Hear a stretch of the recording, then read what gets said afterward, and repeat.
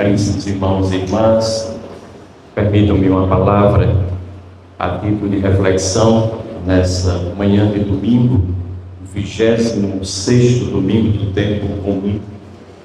Quando o evangelho que nos é proposto pela liturgia é o evangelho já bastante conhecido de todos nós, do chamado rico e do pobre Lázaro. Uma contraposição, um contraste, um paralelo, uma linha comparativa é estabelecida entre esses dois personagens da parábola que Jesus Cristo nos conta hoje. E naturalmente isso é feito para nos ensinar algumas verdades fundamentais e imprescindíveis a nós em termos de caminhada de vida, em termos de perspectiva, em termos de fé. E é muito importante que nós estejamos atentos a isso. Então a parábola do pobre e do rico é essa lição de vida que acaba por deitar abaixo algumas falsas verdades que nós sempre trazemos conosco invariavelmente. Aquilo que nós chamamos hoje modernamente de fake news, notícias falsas. Algumas notícias falsas que são circunstanciais, são pontuais, elas são presas a determinados momentos e situações muito concretas e passageiras. Mas algumas notícias falsas que nós carregamos conosco desde há muito tempo. Praticamente nascemos bebendo dessa fonte falsificada.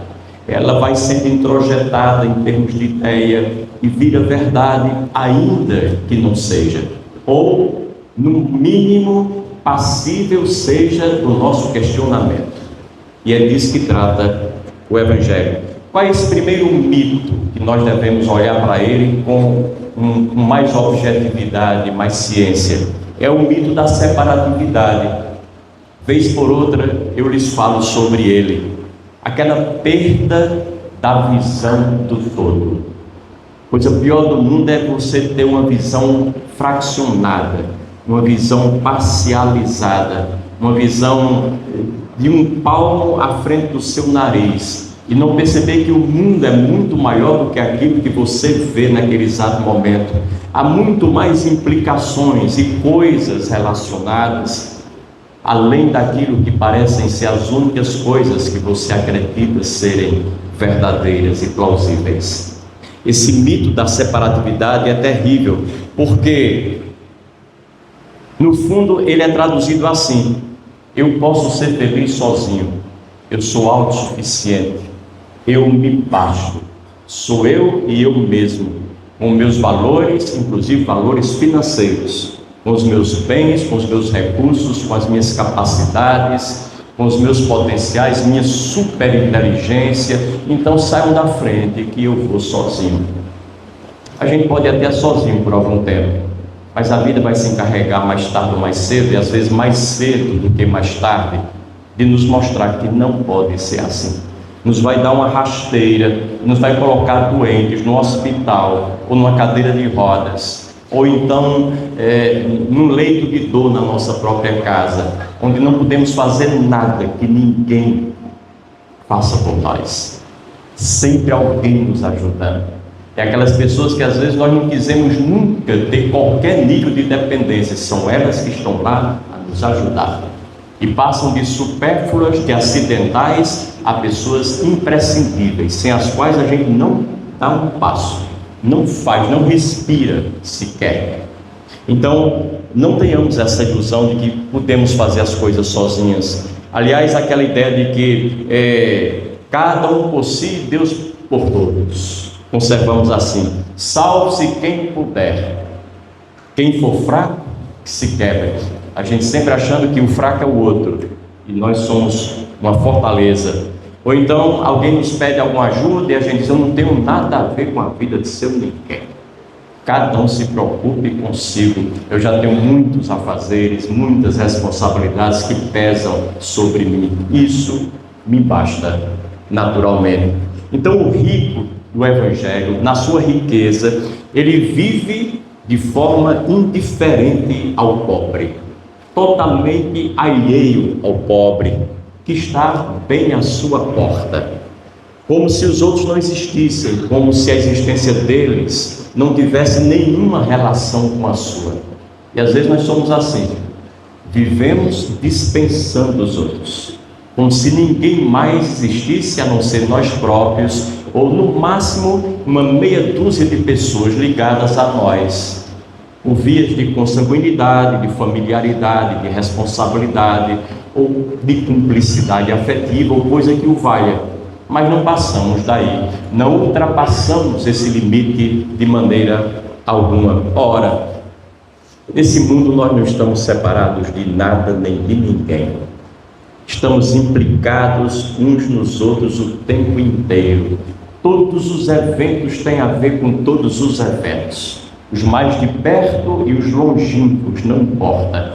Somos uma aldeia global muito pequena e essas alterações climáticas nos apontam para isso, que todo mundo recebe as pancadas delas. Uns mais, outros menos, por enquanto. Mas depois ela vai ser distribuída medianamente, vai respingar em toda a humanidade. Não estamos livres disso.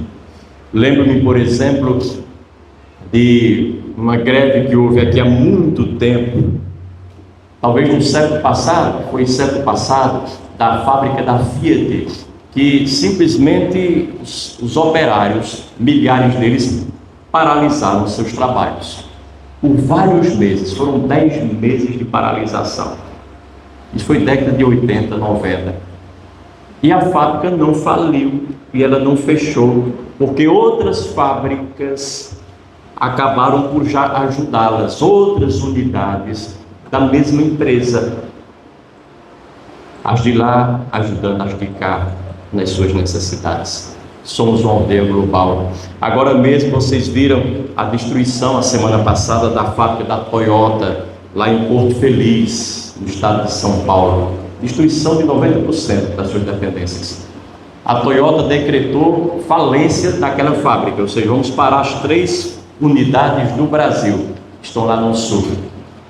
Só essa primeira que sofreu destruição são quase 7.000 funcionários. Aí some com as outras 2. É muita gente. Só se vai retomar o trabalho de produção no próximo ano. E veja lá, muito trabalho a ser feito para se recompor materialmente aquilo que foi destruído. Entretanto, os funcionários, a princípio, continuarão funcionários e recebendo o seu soldo. Por quê? Porque vão trazer motores de outras unidades de outros países. Nós estamos sempre dependendo uns dos outros. Tudo está ligado a tudo. Todos estamos ligados a todos. Dizia um grande poeta, que também era enorme e maravilhoso cientista, uma pessoa corta uma árvore aqui e um tufão se forma lá no sul da Índia. E a gente acha que uma coisa não tem nada a ver com outra, mas tem tudo. Uma pessoa fuma seu cigarro belíssimamente ali num banco de praça, achando que está no meio da rua, está no ar livre, não está fazendo mal a ninguém. Lá na frente alguém contrai um câncer de pulmão sem nunca ter tragado um cigarro. E a gente acha que não tem culpa nenhuma, não tem responsabilidade nenhuma acerca daquilo que de mal ou de bom acontece às pessoas que estão do nosso lado. Tem tudo a ver. E é preciso que nós não percamos essa visão do todo de maneira alguma. E a gente perde todo o tempo. A gente se acha muito separado. Meu pai contava até aquela história de uma pessoa que ligou para a delegacia de polícia, e ela dá parte de alguma coisa, e ligou, o delegado atendeu o telefone, naquela época o telefone fixo, com fio, e o delegado disse: pois não, disse, olha, eu queria falar com o delegado. O delegado disse: sim, é o próprio. Ele disse: o próprio, chama aí o delegado. A gente está diante do próprio, mas se divide, a gente se desfacela bastante. Eu já contei para vocês, e vale a pena sempre recontar, aquela história do Papa João 23, que era bonachão, e ele se preocupava muito com as coisas da igreja, os problemas relativos à igreja e ao mundo, sempre como cardeal. De repente ele foi eleito Papa, inesperadamente para ele. Na primeira noite, como Papa, ele, lá pelo meio da noite, acordou com um problema da igreja muito sério para resolver. Ele disse: vixe, esse problema é muito grave, amanhã bem cedo, a primeira coisa que eu vou fazer é falar com o Papa. Mas o Papa sou eu, não tem mais ninguém. A última instância é você, o Papa é você, a instância superior máxima é você. Não espere que ninguém faça aquilo que foi dado a você fazer. Não se esfacele, mais uma vez, de maneira alguma. Se não existissem, por exemplo, numa empresa, os nossos funcionários, quem é que faria o trabalho pesado que eles fazem? Para que nós pudéssemos ganhar dinheiro e ter sucesso como empresários? Ninguém. Nós precisamos deles. E é por isso que o maior patrimônio de um empreendimento, de uma empresa, de uma instituição, não são seus equipamentos materiais, nem seus recursos tecnológicos de última geração, mas são as pessoas que estão lá. Olhe para as pessoas que trabalham com você e para você. E às vezes ganhando infinitamente menos do que você ganha. E se você se imagina no salário dela, diz: eu não sobreviveria 2 meses. Eles sobrevivem e vivem até com felicidade a vida inteira, criando e educando os seus familiares. Nós temos essa necessidade de lucidez nesse momento. Nessa perspectiva, eu diria até que não existe nenhum ser humano exclusivamente individual. Cada um de nós carrega consigo um pedaço da humanidade inteira. Somos parte intrínseca dessa humanidade e não podemos abrir mão, declinar dessa verdade super importante. Vivemos como numa família assim. A mãe vai cozinhar durante um domingo como esse, a avó que seja, e aí tem 12 pessoas que virão para o almoço. Ela faz 12 bifes muito regradamente, mas os bifes estão lá, dá para todo mundo se saciar deles. Aí chega alguém mais espertalhão e come logo 2. Naturalmente vai ficar alguém sem carne. Os recursos do mundo são os mesmos. Aliás, Deus fez recursos que dá para todo mundo viver bem e suprir suas necessidades fundamentais. Mas Deus não fez recursos que dê para uma pessoa sozinha, na sua ganância, na sua ambição, fazer valer os seus caprichos pessoais. Aí não dá. E é sobre isso que o Evangelho nos fala e nos chama a atenção, nos puxa as orelhas, quando fala da parábola do rico e do pobre Lázaro. Depois, segundo mito que o Evangelho põe por água abaixo, é o mito da riqueza como um valor absoluto. Riqueza, para muita gente, é o único valor. Então é um valor absoluto. Ora, trata-se de buscar toda a nossa segurança nos bens materiais. Viver como se o dinheiro fosse capaz de nos imortalizar. O dinheiro não vai nos salvar da coisa mais importante e que mais nos mete medo, que é a morte. Morremos igual, os que têm e os que não têm.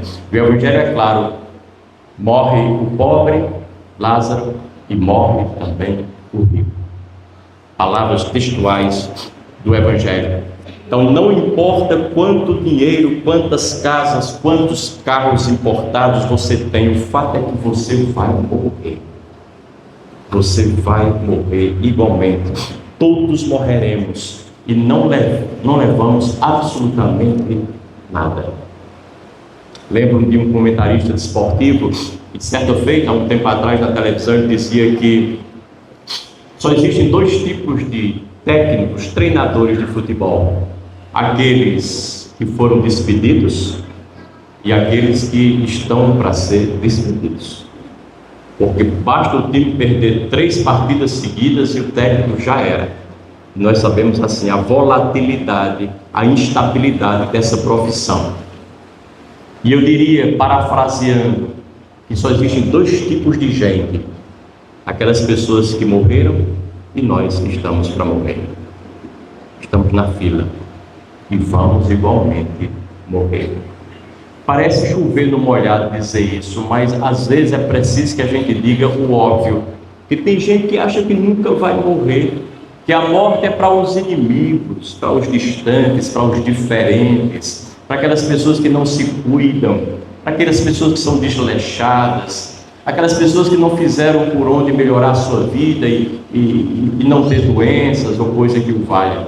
Não, a morte virá também para eles, mas não deixará de estar presente em você. Então é preciso que nós tenhamos esse cuidado. E eu sempre utilizo algumas coisas que eu acho importantes. Vivamos de uma vida simples, vivamos uma vida tranquila, calma.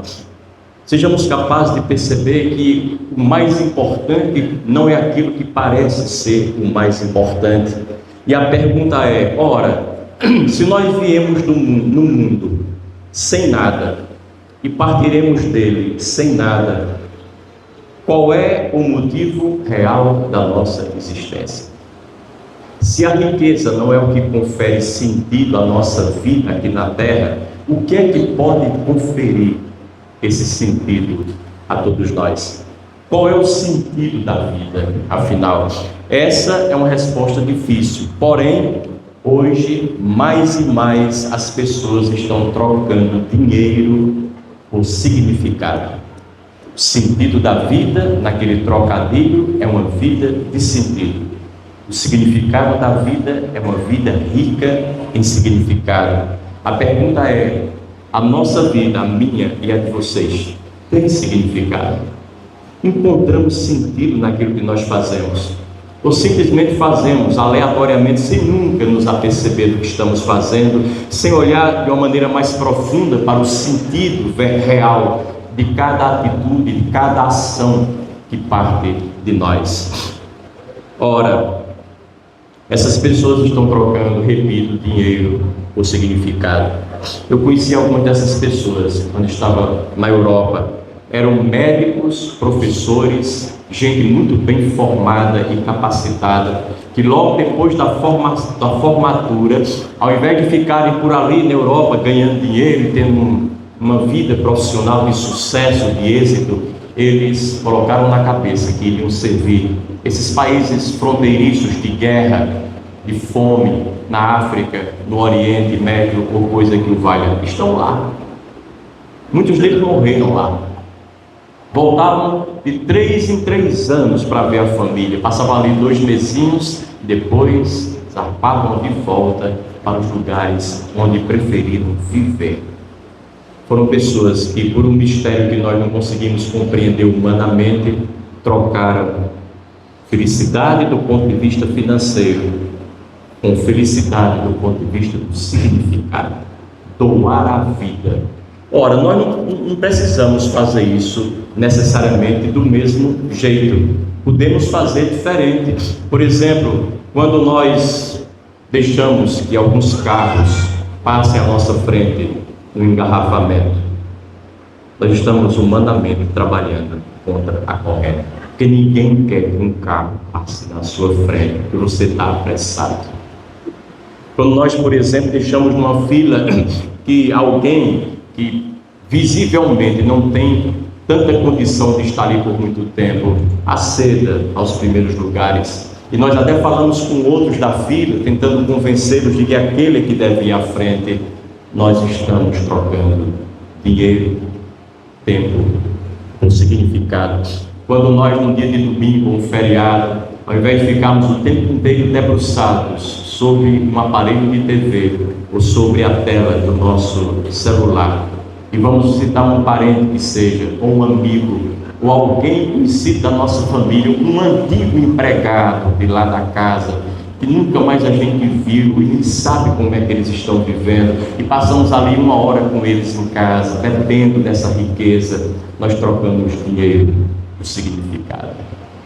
Cada um vai inventando na sua inteligência formas de dar sentido aos seus dias, para que a gente não chegue no final morra e não leve nada de importante para oferecer a Deus. Com as mãos abanando, chegaremos lá. Depois, o mito de que a morte é o fim de tudo.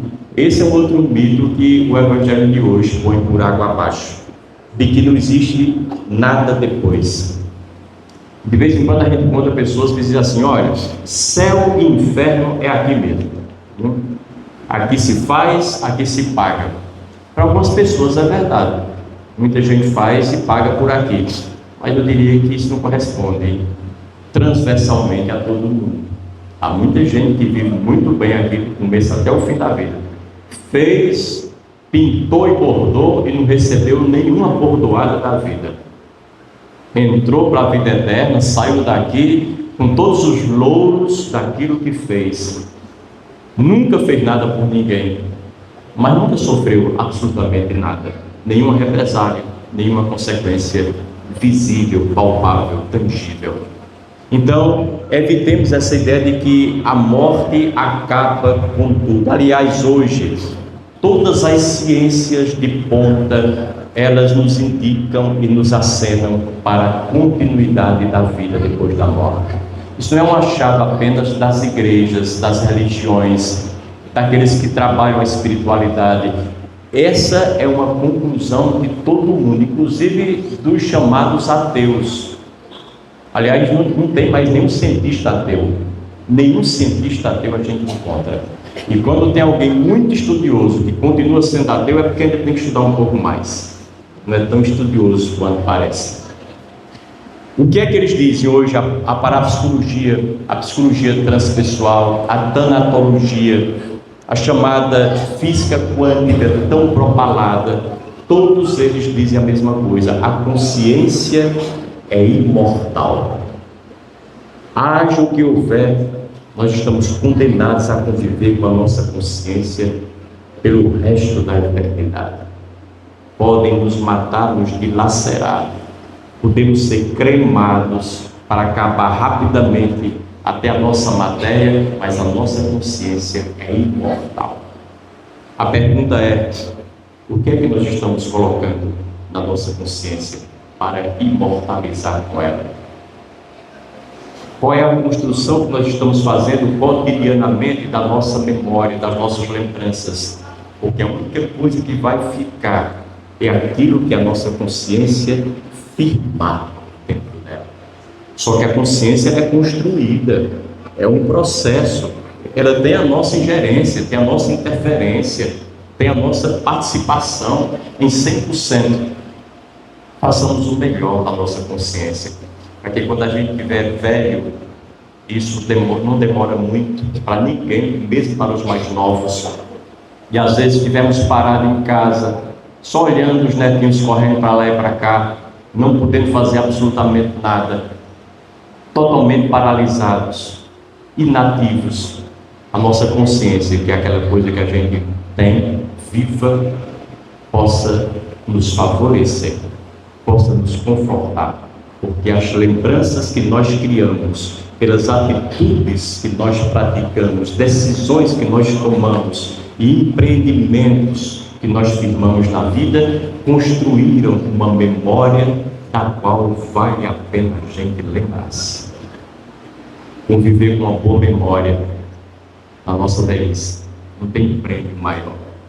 Agora, conviver com lembranças que a gente quer esquecer do fim da força, mas não consegue, e ser obrigado a fazer isso 1 ano, 2, 3, 10, porque a gente quer morrer e não morre, deve ser o inferno. Aí, nesse sentido, o inferno é aqui também. Tenhamos medo desse inferno construído por nós próprios. E, a título de conclusão, eu insisto numa coisa. Resumo dessa história de hoje. No Evangelho há 2 personagens: o rico, que vestia-se de roupas finas, fazia festas esplêndidas todos os dias. O pobre estava no chão, à porta do rico. O Evangelho não diz se o pobre era um homem bom, bem intencionado, virtuoso, ou pecador, se era um trabalhador ou um parasita. O Evangelho não diz se aquele homem rico era bom ou mau, se era explorador ou não, se frequentava uma igreja ou nem por isso. O Evangelho não faz de forma alguma nenhuma avaliação moral acerca da vida desses dois personagens. Nessa história, as ações boas ou más deles, seus pecados ou virtudes, parecem não exercer qualquer influência sobre a sorte final de um e do outro. Então, a pergunta é: por que um tem o destino de tormentos e o outro entra no banquete celeste? Essa é uma pergunta importante. Só há uma resposta. O que determina a diferença de destinos não é a riqueza de um e a pobreza do outro, mas é a riqueza de uns indiferente à pobreza dos outros. O pobre está à porta do rico, bem à porta do rico. A nossa porta tem sempre gente pobre, tem sempre gente necessitada. A porta da nossa casa, literalmente, a porta da nossa vida, dos nossos olhos, da nossa empresa, a porta da nossa própria família, maior ou menor, quantos parentes necessitados de nós, e nós vivemos na nossa opulência como se nenhum deles existisse de maneira alguma. O problema não é ser pobre ou ser rico, ter dinheiro, deixar de ter. É como é que a gente se comporta com as pessoas. É o nosso comportamento com as pessoas que vai dar a nós a senha, o ingresso para entrarmos no reino dos céus, ou vai nos afastar definitivamente desse mesmo reino. A pergunta é: para além do que eu tenho de bens materiais e de riqueza, como é que eu me comporto com as pessoas? Especialmente com os mais pobres, os mais vulneráveis, aqueles que mais necessitam de mim. Repito, e aqui termino: havia um homem rico e o pobre à sua porta. Ou seja, não importa a quantidade de dinheiro que você tenha, a riqueza que você foi capaz de amealhar, a boa vida que você leva, importa você saber que há um pobre bem à sua porta, bem à sua frente, hoje, amanhã e sempre. E querendo ou não, o que está à minha porta é um problema meu, diz respeito a mim. Todas as pessoas e coisas que colocam na minha porta são minhas, e eu preciso cuidar delas. É esse o teor central do Evangelho de hoje. Ou seja, Deus faz opção pelos mais pobres, não porque eles sejam melhores moralmente do que nós, classe média ou gente mais abastada, mas simplesmente porque os mais pobres foram privados do essencial e nós não fomos. Por isso são os preferidos de Deus, foram privados do fundamental, do imprescindível, e estão à nossa porta. O que é que a gente pode fazer por eles? Cada um vai decidir por si. Não tem uma regra, não tem um padrão, mas tem um discernimento, tem uma consciência que desabrocha, tem uma capacidade de agir inteligentemente que Deus deu a cada um de nós. E a última palavra que eu não poderia deixar de dizer é que nessa história, a moral, a vida individual, o comportamento pessoal, as ilicitudes pessoais, as incorreções, os pecados individuais, parece que não valem nada para Deus nessa história, de maneira alguma. E o que eu queria dizer com isso é que nós temos pecados pessoais? Temos. Nós pecamos moralmente? Pecamos.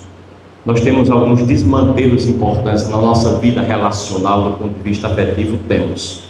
Nós temos muitas dificuldades nesse nível, certamente, mas essas questões são suas e você vai ter que se debater com elas, vai ter de ultrapassá-las, de trabalhá-las, de resolvê-las, porque senão você vai ficar infeliz o resto da vida aqui, não é na eternidade não. Então esse compromisso é seu. Vai ter que prestar contas com você das suas dificuldades individuais. Agora, quando eu faço alguma coisa contra alguém, especialmente alguém vulnerável e pobre, ou quando eu deixo de fazer alguma coisa a favor de alguém vulnerável e pobre, que eu posso fazer e não faço, aí sim, isso já não é da minha conta, isso é da conta de Deus. E nós vamos ter que prestar contas ao próprio Deus. É isso que o Evangelho de hoje diz. Coisas graves, coisas muito graves, coisas gravíssimas. E nós precisamos fazer o escalonamento e a hierarquia de valores, atribuindo responsabilidade para saná-las a cada instância de vida.